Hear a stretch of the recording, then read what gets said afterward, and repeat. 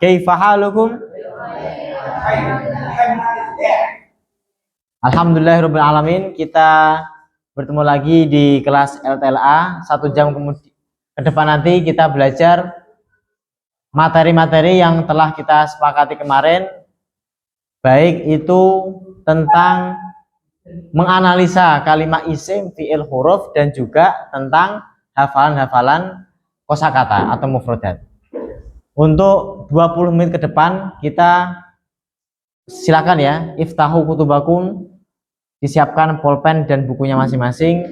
Kita mencatat materi yang pertama. Oke. Karena ini enggak ada. Atas nama siapa ini? Namanya Salwa. Ini Tias. Ini Nia, Sabil. Ini Lila. Ini Bintang. Ini Kesha.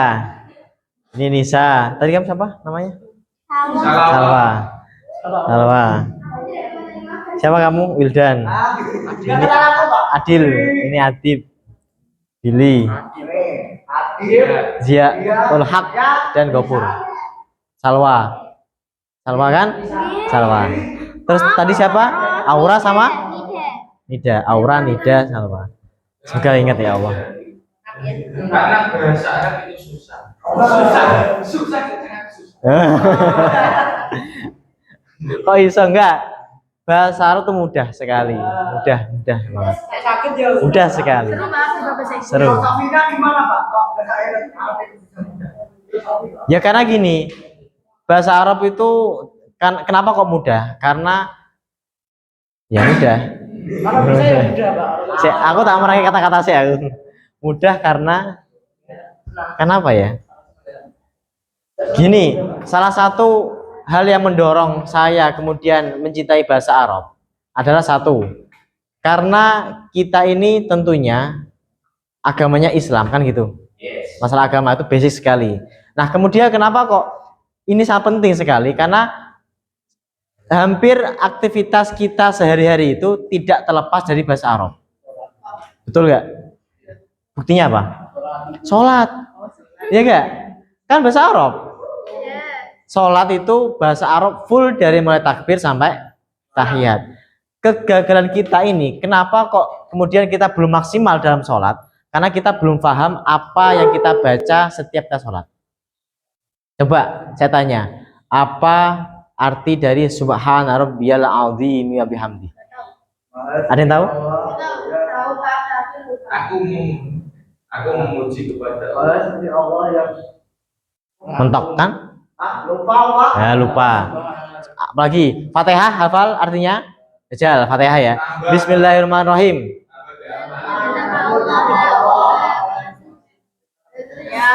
Alhamdulillahirabbil alamin. Oke. Ar-Rahmanirrahim. Tuh yang hafal Quran nih harus perhatian ya. Yang hafal Quran khususnya, semakin banyak hafalan yang kalian hafal, maka tentu harus mendalami betul apa yang kalian baca. Terus Malik Yaumiddin. Ya, yoi. Ar-Rahmanir-Rahim. Waalaikumsalam. Malik Yaumiddin. Iyyaka na'budu wa iyyaka nasta'in. Maaf. Iyyaka na'budu wa iyyaka nasta'in.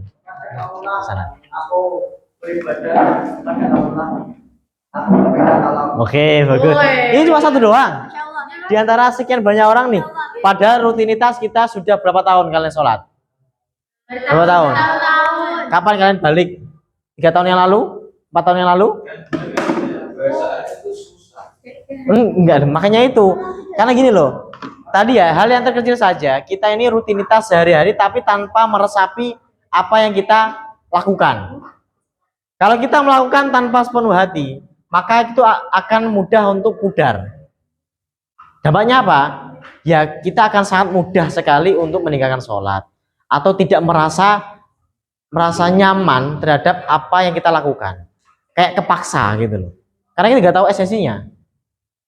Ya kan, itu sholat. Kedua, baca Quran. Tuh seberapa banyak orang yang ketika dia melafalkan Al-Quran tapi tanpa sedikit pun mentadaburi apa isinya. Padahal ketika sholat itu kan ada kesunahan baca surah pendek, betul nggak? Surah pendek, bukan surah pendek sih. Membaca surah, nggak hanya pendek ya. Kita kan kalau habis Fatihah bacanya apa? Qul huwallahu ahad. Apa coba?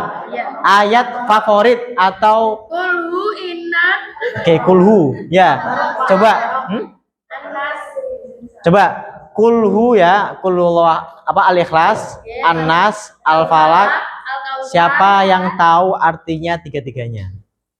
Tuh, nggak ada kan? Padahal Quran itu sebagai manual book kita. Kalau kita membeli apa kipas angin ya, atau membeli TV, kan ada tuh manual booknya tuh. Sama ketika kita didesain sama Allah, kita diciptakan di dunia ini, itu disetting plus tata caranya. Di mana manual booknya? Di Al-Quran. Tapi kalau kita hidup tanpa manual book, tanpa arahan dari Al-Quran, tanpa arahan dari hadis yang semuanya berbahasa Arab, betul nggak? Ya kita akan gampang error, atau mungkin ketika ada masalah kita nggak akan bisa kembali kepada manual book kita karena kita nggak paham apa arti dari Al-Quran. Itu dorongan saya kemudian kenapa kok pengen mempelajari bahasa Arab, karena pengen ketika baca Quran tahu apa maksud Quran tersebut tanpa harus membaca terjemahannya. Gitu. Makanya kalian nih dari mulai sekarang siapa tahu nanti jadi ahli bahasa Arab. Karena kan apalagi bahasa Arab itu merupakan lughatun nabi. Bahasanya para nabi. Lughatu ahlil jannah. Bahasa ahli. Nah, itu. Kalian kalau siapa tahu ya dengan kita mencintai bahasa Arab. Kenapa?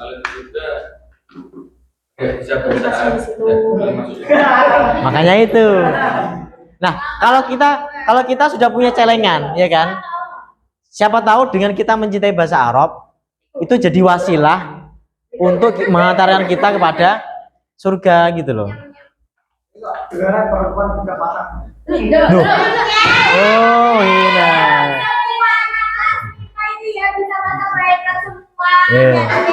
Baik di Al-Quran maupun di Al-Hadis. Jadi harus tahu dulu nih mana kalimat isim, mana kalimat fiil, mana kalimat huruf. Mungkin ini sudah diajari di kelas kalian, tapi kita mencoba untuk menawarkan sudut pandang yang berbeda. Bagaimana cara kita menganalisa suatu kalimat? Paham ya? Karena ketika kita sudah berhasil menganalisa suatu kalimat isim itu memiliki 8 nama yang di bawahnya. Yang mana setiap status yang disematkan kepada lafal itu sangat mempengaruhi terhadap bagaimana kita menerjemahkan. Paham ya? Itulah uniknya bahasa Arab. Beda kalimat, beda harokat, ya kan? Beda huruf, bukan kalimat, beda huruf, beda harokat, itu beda arti. Itu makanya ini menarik ini.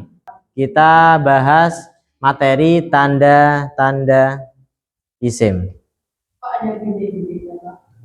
Ya, ben lurus tulisannya.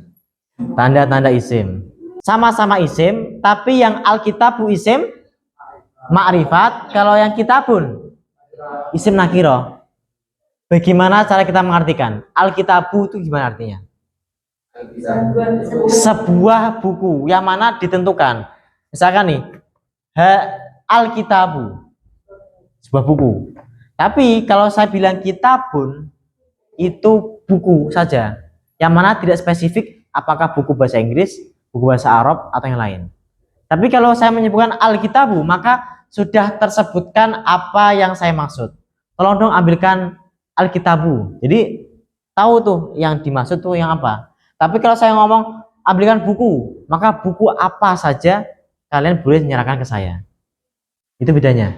Jadi bedanya al sama tidak. Kita akan bahas nanti di bagian ta'yin. Kita baru kalau yang diberitakan berarti siapa? Orangnya kan, subjeknya. Subjeknya. Contoh, koma zaitun. Kira-kira mana musnad ilaihnya? Saya ulang lagi. Koma zaitun artinya apa? Zaid berdiri, telah berdiri.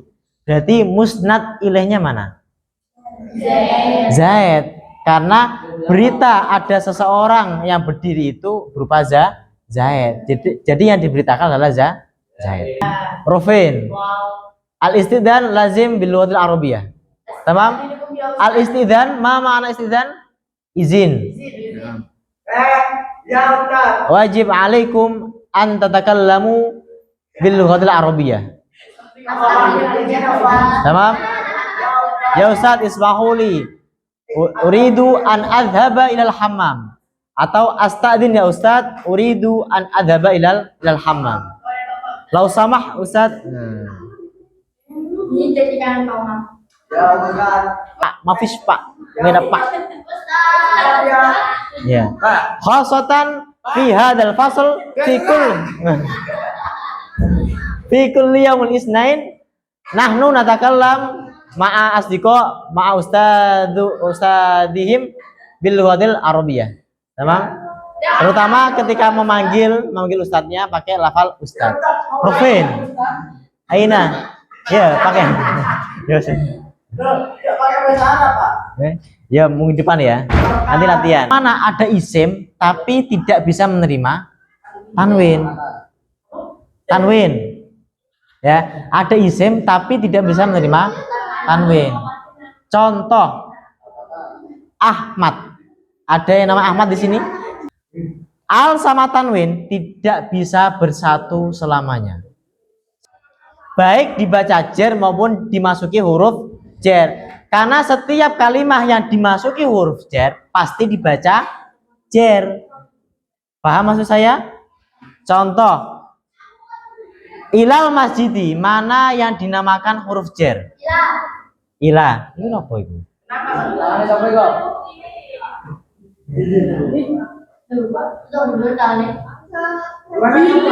Paham ya di sini ya? Itu materi pertama agar kita semakin lancar atau teliti dalam menganalisa suatu kalimat isim. Oke, kita cukupkan materi hari ini. Kita lanjut setoran.